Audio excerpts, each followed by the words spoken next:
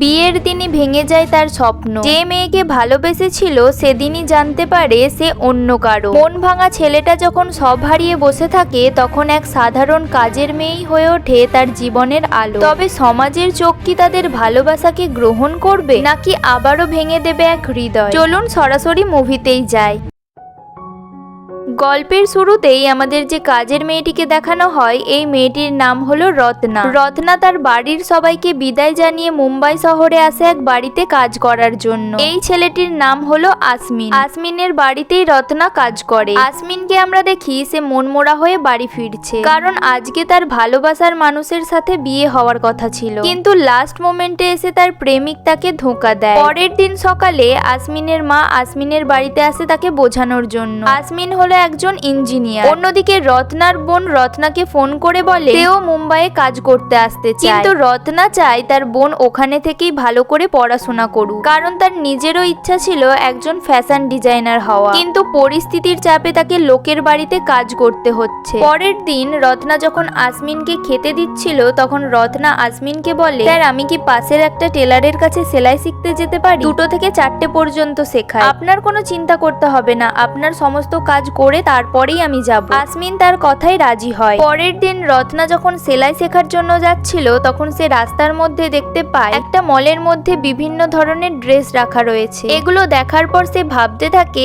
একদিন সেও এরকম সুন্দর সুন্দর ড্রেস বানাবে। রত্না সেই টেলারের কাছে গেলে সেই লোকটি তাকে বলে, তুমি তো প্রথম কোনো কাজই করতে পারবে না, তুমি বরং ওপরে গিয়ে ওপরের রুমটা পরিষ্কার করে দাও। রত্না তার কথা মতো রুমটা পরিষ্কার করতে যায়। সিন কাট হয়ে আসমিনের কাছে এলে আমরা দেখি আসমিনকে যেহেতু তার ভালোবাসার মানুষ ধোঁকা দিয়েছে তাই সে দুঃখে সবসময় মন মোড়া হয়ে থাকে। আসমিনকে সারাক্ষণ এরকম মন মোড়া হয়ে বসে থাকতে দেখে রত্না তার কাছে এসে বলে, আপনি এইটুকুতেই ভেঙে পড়ছেন? তাহলে একবার আমার গল্পটা শুনুন। আমার 19 বছর বয়সে বিয়ে হয়ে যায়, আর কিছুদিন পরেই আমার স্বামী মারা যায়। বিধবা হওয়ার পর নিজের খরচ আর পরিবারের খরচ চালানোর জন্য আমাকে লোকের বাড়িতে কাজ করতে হয়। এত কিছুর পরেও আমার মনে কোনো দুঃখ নেই, কারণ জীবন কোনো কিছুর জন্যই থেমে থাকে না। এই ছোট্ট একটা জীবনে এখনো অনেক কিছু দেখার বাকি আছে। আসমিন রত্নার মুখে সমস্ত কথা শুনে তার মনটা একটু হালকা হয়। কয়েকদিন ধরে রত্না সেই টেলারের কাছে সেলাই শিখতে গেলে সেই লোকটি তাকে কোনো কাজই শেখায় না। কাজ শেখানোর বদলে তাকে এটা ওটা কাজ করিয়ে বাড়ি পাঠিয়ে দেয়।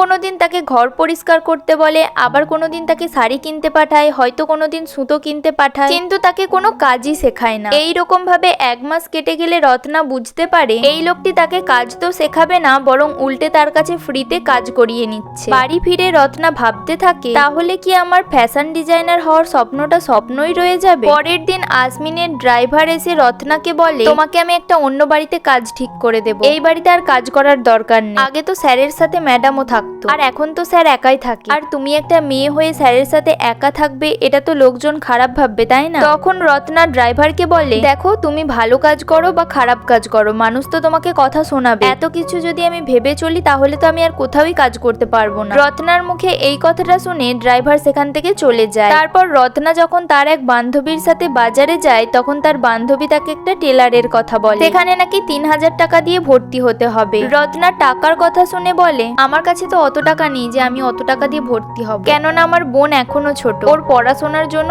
অনেক খরচ। তখন তার বান্ধবী বলে, কি হয়েছে, এখন আমি তোমাকে এই টাকাটা ধার, তোমার সময় হলে তুমি না হয় আমাকে ফেরত দিয়ে দিও। রত্না তার কথাই রাজি হয়। তারপর তার বান্ধবীকে নিয়ে টেলারিং শেখার জন্য যা যা প্রয়োজন সেগুলো সব কিনে নেয়। পরের দিন রত্না সেই টেলারের কাছে যায় সেলাই শিখতে। সেখানে কাজ শেখানোর ধরন তার খুব পছন্দ হয়। একদিন আসমিন তার বন্ধু বান্ধবীদের নিয়ে বাড়িতে পার্টির আয়োজন করে। রত্না কাজ করতে করতে ভুলবশত আসমিনের এক বান্ধবীর গায়ে ড্রিঙ্কস ফেলে দিলে সেই মেয়েটি রত্নাকে প্রচন্ড অপমান করতে থাকে, কিন্তু আসমিন রত্নাকে অপমান করতে দেখে তার বান্ধবীকেই উল্টে কথা শোনায়। পার্টির শেষে সবাই বাড়ি চলে যাওয়ার পর আসমিন রত্নার কাছে এসে এই ঘটনার জন্য ক্ষমা চায়। রত্না কাজের মেয়ে হলেও আসমিন কখনো তাকে কাজের মেয়ের চোখে দেখে না। রত্না যেভাবে আসমিনের খেয়াল রাখে এইগুলো দেখে তার খুব ভালো লাগে, তাই আসমিনও রত্নাকে অনেক সম্মান করে। একদিন আসমিনের রুমে গিয়ে রত্না তার নিজের বানানো একটা ড্রেস পরে দেখছিল, আর সেই সময়ই আসমিন রুমের মধ্যে চলে গেলে সে লজ্জায় রুম থেকে বেরিয়ে তাড়াহুড়ো করে ড্রেসটা চেঞ্জ করে নেয়। তারপর রত্না আসমিনের কাছে গিয়ে বলে, আসলে স্যার আমার রুমে তো কোনো বড় আয়না নেই, তাই আপনার রুমে গিয়ে একটু ড্রেসটা পরে দেখছিলাম। আপনি দয়া করে কিছু মনে করবেন না, এটা কখনো ভাববেন না যে আপনার অনুপস্থিতিতে আপনার রুমের ভেতরে গিয়ে আমি কিছু করি। আসমিন রত্নাকে বলে, তুমি কি ওই ড্রেসটা নিজের হাতে বানিয়েছো? রত্না বলে, হ্যাঁ স্যার, আমিই বানিয়েছি, ওটা আমার বোনের জন্য বানিয়েছি। দিন চলে আসে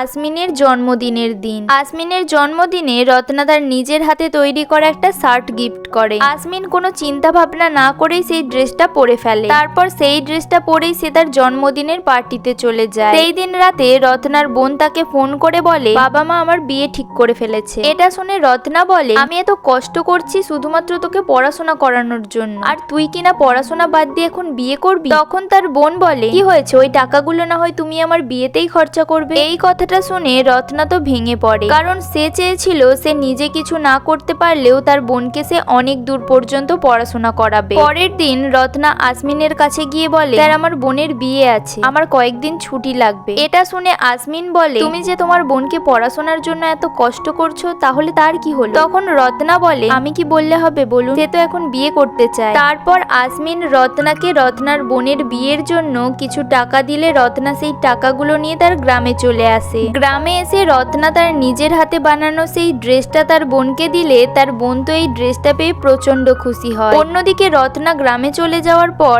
আসমিন রত্নাকে অনেক মিস করতে থাকে। বিয়ের অনুষ্ঠান শেষ হয়ে গেলে রত্না আবারও মুম্বাই চলে আসে। এতদিন পর আসমিন রত্নাকে দেখে তো প্রচন্ড খুশি হয়। রত্না আসমিনকে তার বোনের বিয়ের কয়েকটা ছবি দেখালে আসমিন তাকে বলে, কই এই সমস্ত ছবিতে তো তোমার কোনো ছবি নেই, তাহলে কি তুমি একটাও ছবি তোলোনি? তখন রত্না বলে, আসলে গ্রামের কোনো শুভ অনুষ্ঠানে বিধবাদের থাকা বারণ, সেই কারণেই আমি বিয়েতে ছিলাম। পরের দিন রত্না দেখে আসমিনের নামে একটা পার্সেল এসেছে। আসমিন বাড়িতে ফিরলে রত্না তাকে বলে, স্যার আপনার একটা পার্সেল এসেছে। আসমিন তাকে সেটা আনবক্সিং করতে বলে। পার্সেলটা ওপেন করতেই রত্না দেখে তাতে একটা সেলাই মেশিন রয়েছে। এটা দেখার পর তো সে প্রচন্ড খুশি হয়। দিন কাট হয়ে চলে আসে গণেশ পুজোর দিন। গণেশ পুজোর দিন রত্না সবার সাথে খুব আনন্দ করছিল। সেখানে হঠাৎই আসমিন চলে এলে সে একটু লজ্জা পেয়ে আসমিনের পেছন পেছন রুমে চলে যায়। তারপর রত্না রুমের ভেতরে যেতে গেলে আমরা আসমিনকে দেখি আসমিন রত্নার হাত ধরে কাছে টেনে আলতো করে কপালে একটা কিস করে। তারা দুজন দুজনের অনেকটা কাছাকাছি চলে আসে। তারপর তারা আরো কাছাকাছি আসতে গেলে সেই সময় একটা কল আসে। তারপর রত্না সেই কলটা তোলার পর সে তার রুমে চলে যায়। আসমিন রত্নার রুমে গেলে দেখে রত্না রুমের এক কোণে চুপ করে বসেছিল। তারপর আসমিন রত্নাকে নিয়ে ছাদে এলে রত্না আসমিনকে বলে, স্যার দয়া করে আপনি আজকে আমাদের যে ঘটনাটা ঘটলো সেটা ভুলে যান, আমি একটা কাজের মেয়ে। পরের দিন আসমিনের বাড়িতে আসমিনের এক বন্ধু আসে। রত্না তার বন্ধুকে দেখে আসমিনকে জিজ্ঞাসা করে, স্যার আপনি আপনার বন্ধুকে কিছু বলেননি তো? এদিকে আসমিনের বন্ধু তাদের এরকম আচরণ দেখে বুঝতে পারে তাদের মধ্যে তো কিছু একটা সম্পর্ক রয়েছে। তখন আসমিনের বন্ধু আসমিনকে বলে, তুই একটা কাজের মেয়ের সাথে কোনো সম্পর্ক রাখতে পারিস না, ওর আর তোর স্ট্যাটাস একদমই মেলে না, তোর মা কোনোদিনও তোদের এই সম্পর্ক মেনে নেবে না। এটা শুনে আসমিন তাকে বলে, আসলে রত্নার সাথে থাকলে আমি অনেক খুশি থাকি, আর রত্না আমাকে অনেক ভালো বোঝে। ধীরে ধীরে কেন জানি না আমি ওকে ভালোবেসে ফেলেছি। আমি জানি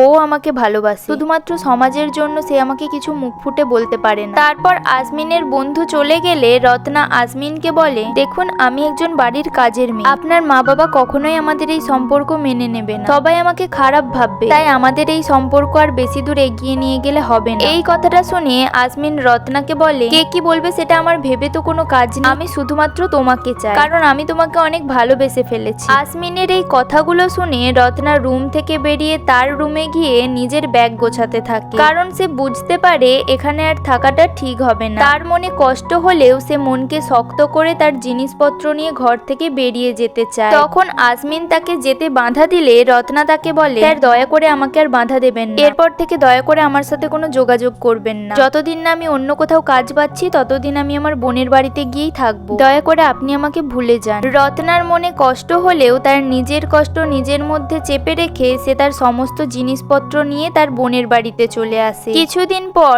রত্নার কাছে একটা ফ্যাশন ডিজাইনার কল করে তাকে অফিসে ডাকে। রত্না সেখানে গেলে দেখে এটা তো আসমিনের সেই বান্ধবীটা যে পার্টিতে তাকে প্রচন্ড অপমান করেছিল। তারপর তারা দুজন দুজনকে সেই দিনের জন্য ক্ষমা চায়। তারপর সেই মেয়েটি রত্নাকে ফ্যাশন ডিজাইনারের কাজে নিয়ে নেয়। অন্যদিকে আসমিন মুম্বাই ছেড়ে আমেরিকায় চলে যায়। আর এখানেই মুভিটা শেষ হয়ে যায়। মালিক হোক বা কাজের মেয়ে, ভালোবাসা তো সবার জন্যই সমান। ভালোবাসা মানে গ্রহণ করা, বিচার নয়। হয়তো সমাজ তাদের মেনে নেয়নি, কিন্তু তারা একে অপরকে ভালোবেসেছিল। এটাই ছিল ওদের আসল জয়। মুভিটি আপনাদের কেমন লাগলো অবশ্যই কিন্তু কমেন্ট করে জানাবেন। আর আমি নতুন চ্যানেল খুলেছি, প্লিজ চ্যানেলটা সাবস্ক্রাইব করে দেবেন।